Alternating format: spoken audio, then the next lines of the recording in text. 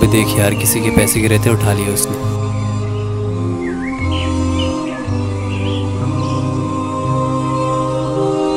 किसी गरीब के पैसे होंगे, हराम के लुक में डालेगा पेट।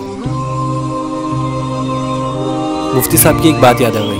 वो कह रहे थे कि अगर कोई चीज रास्ते में गिरी हुई मिल जाए और कोई शख्स उसे उठा ले तो उसके मालिक तक पहुंचाना उसे वाजिब है, और अगर इंतहाई कोशिश के बावजूद उसके मालिक तक उसको न पहुंचा सके तो बगैर किसी सवाब की नीयत के उसको सदका है।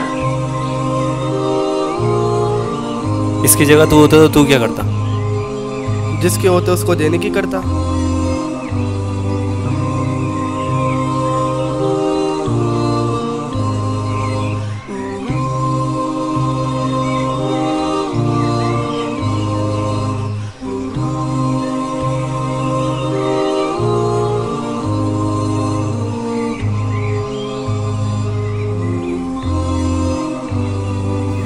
उसने भी वही किया।